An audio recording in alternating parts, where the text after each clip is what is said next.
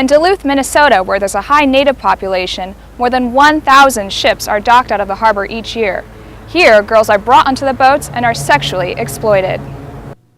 An estimated 100,000 to 300,000 youth are sexually exploited each year at the average age of 11 to 14 years old. And in Minnesota alone, at least 4,000 children are sexually exploited each year. This includes at least 345 Native women and children trafficked in Minnesota from 2004 to 2007.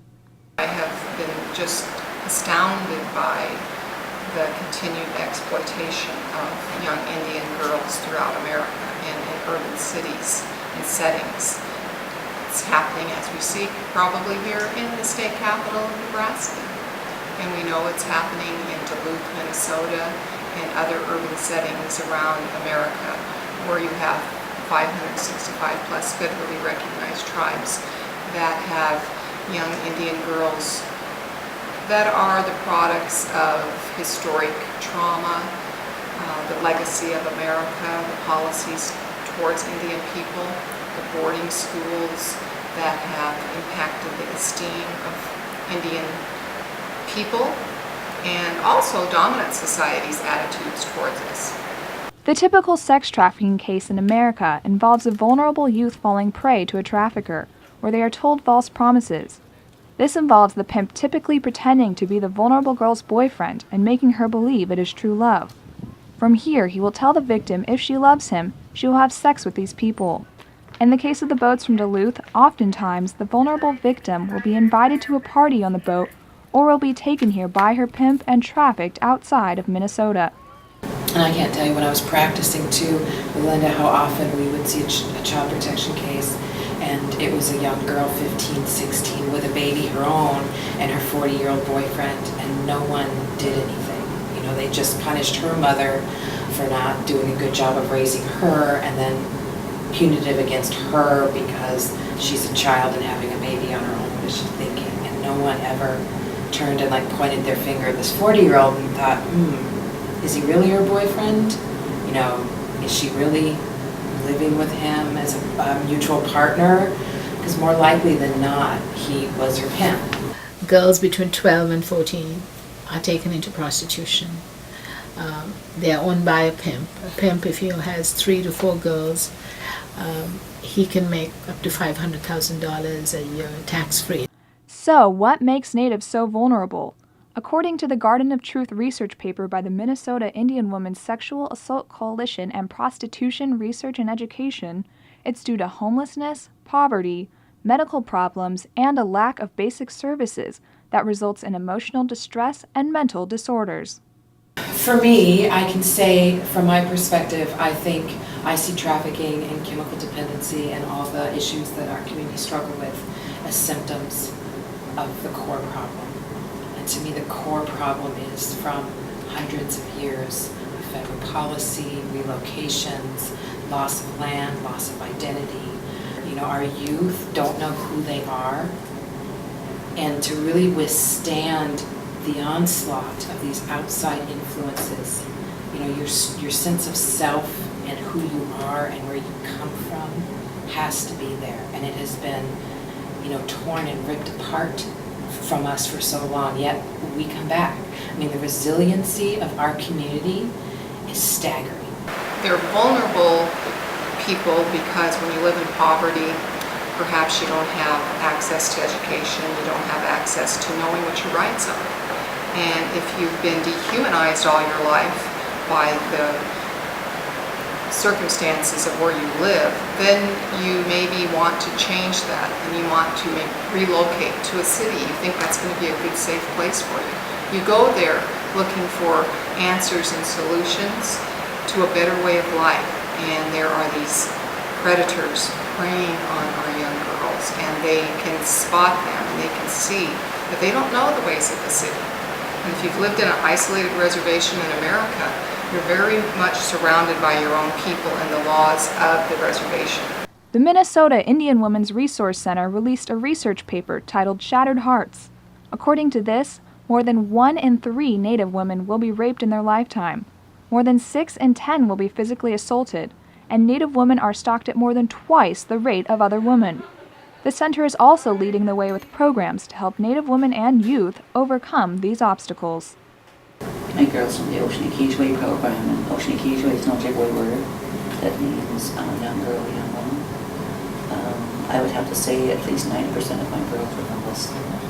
They're surviving hour by hour, day by day, week by week, month by month. You know, Linda and her program, they do a lot of mind-body work, you know, visualization and deep breathing and things to help bring the girls and the clients they work to themselves, so that when they're outside and they don't know where they're going to sleep that night, or someone is approaching them and they feel threatened, rather than having all that adrenaline and emotion and losing control, giving them techniques that they can use themselves right then to kind of pull themselves together and have a stronger core.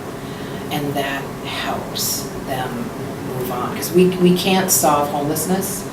I wish we could overnight, because that would solve a lot of the trafficking issues instantly, is finding safe housing so that everyone had somewhere to sleep at night, where they didn't have to worry about being attacked or assaulted, you know, or robbed. And so they didn't feel the necessity of selling themselves in order to just have a bed to sleep in that night. But that's not enough. You know, you still have to come back to the person and reteach them. You know, have them work with elders, have them learn who they are as a person, and to give them that identity back. I have a young girl. She is just a dynamo. We'll call her Christy. Christy's from a very affluent Native American family, a very traditional family, going to school, or so the family thought. All of a sudden she's got truancy, and the truancy begins to build up, and the family's beginning to find out, you know, why isn't she going to school? One day the family gets a call, St. Paul Sex Crime Unit. We've rescued your daughter in a police sting. What we found out about Miss Christie, she was infiltrated by a family, African-American family, that included a grandfather, father, and 3 brothers. They had been notorious in St. Paul for years and years and years. They weren't picky and choosy about what nationality of girl that they used or controlled. One of the young boys, one of the brothers, is the one that started grooming her and getting her ready. Now, Miss Christie, she is FAS. She has a lot of mental health issues. At that time, she didn't have any chemical dependency issues. When she was arrested in the sting, they had captured her. They had done everything they could to get her ready. But they had, for the longest time, kept her away from the cell phone. That's where they made the mistake. They brought her to a pretty affluent hotel downtown in St. Paul, and they told her, you go in and here's a phone. He's going to call you, and he's going to tell you what he wants. Do not discuss price, ever, because that's what the girls were told. Do not discuss price. When her pimp left the room, she locked herself in the bathroom and dialed 911. They had her for a number of years, actually, from her family. Family couldn't find her. This young girl called 911 and said, I'm so-and-so, and I've been missing for a long time. I'm in this hotel, and I'm in this room. Help me. And they came. The end result of her, she needed to testify, and they couldn't get her to testify. I'm certified in mind-body medicine out of the Center of Mind-Body Medicine in Washington, and that's just deep breathing techniques, relaxation techniques, and that is what I used with our young girl, getting her ready to testify.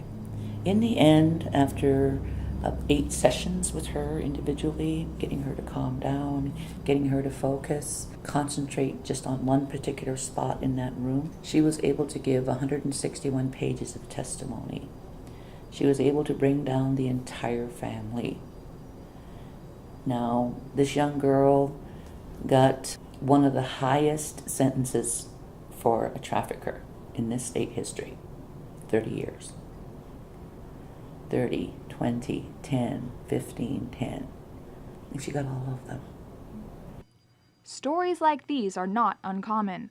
According to the Shattered Hearts report, a majority of Native youth are trafficked by family members. I'm also a survivor of prostitution and pornography as a child.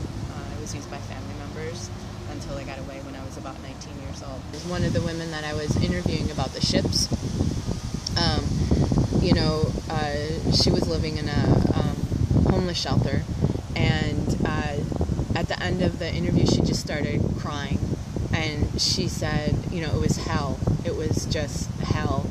And she asked that, we get them some pamphlets and a room and a table so that they could come together and talk with each other. But the amount of isolation and the pain and the shame that the women live with on an ongoing basis is profoundly sad and profoundly unjust. According to Christine Stark, in the Duluth area, the close proximity of reservations along with an international port and high degree of wealth creates the perfect storm for natives to become trafficked. According to Stark, sources have seen trafficking on the boats in Duluth occur since at least the 1940s. In order to stop this issue, better laws need to be put into place. According to Stark, the Swedish model is one that may work. This involves decriminalizing the woman and criminalizing the demand and selling. So the men who are buying and selling women and children, to put the focus on them, because they're the ones, they're the reason why this exists. And if it's going to be stopped, it's going to be because either they stop behaving in those ways, they stop acting like they have entitlement to go out and buy a woman or child for their own sexual purposes, or because we stop them by putting the focus on them. The women aren't willing participants. They really need to be seen as the victims that they are rather than as a criminal and being prosecuted. When a young girl is rescued, typically she's rescued in a police sting, a hotel, or wherever it may be.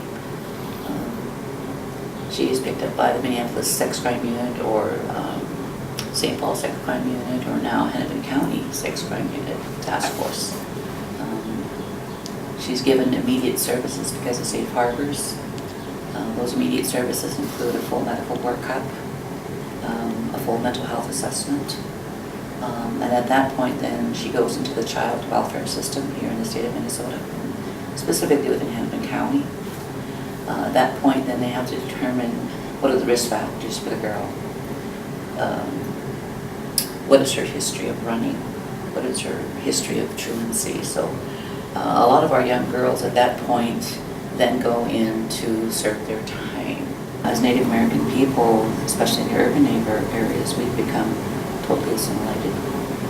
We've reached that point where we don't identify as being Native American. A lot of our young girls don't recognize their tribes, their customs, their traditions, their ceremonies, their culture. They assimilate and they accept the street life and the gang life is part of their culture. It's incredible the way you can actually see a physical change on their faces. And now when you sit around the table, and from the time that I first met the girls, now when they introduce themselves, they'll say, I'm so-and-so, this is my given name. This is my Indian name. This is my tribe. And I can say 10, 12, 20 Ojibwe words or Sioux words. Instead of, I'm a survivor of the streets, I'm a prostitute. Honoring them, accepting them for the way that they are, the way that they come to you, and teaching them every single moment of the day. And that's really, really important. Actually having them pray, having them put the sponge together, and then even going past that point of teaching them, where did those plants come from? Where did sage come from? Did it come from a store? Do we buy it? Where does sweetgrass come from? It was about probably 16 years ago now when I went back and I got my Indian name, and I got my totem, and I started participating in ceremonies, dancing at powwows, and learning traditional ways. My whole life changed. You have a value, you have a worth, and you have a strength. You just have to find it, and then no matter what anybody else tells you from the outside, you know who you are, and that's what lets you thrive. So, what can the public do to help with this issue? Write letters to their congressional delegation, to their local state senators, to say, we want this to stop. Our girls and boys, because boys are exploited as well. We are of value, and we aren't going to tolerate this anymore. So if you're going to talk about it, you have to be educated about the stereotypes. You have to be educated about the realities and the survivor stories and all the intricacies. But you also have to be aware that most people don't believe it happens in their place, their town, their community. Native youth are especially vulnerable, and more programs and shelters are needed. In order to address these issues, going back to cultural traditions and ceremonies helps with the healing process.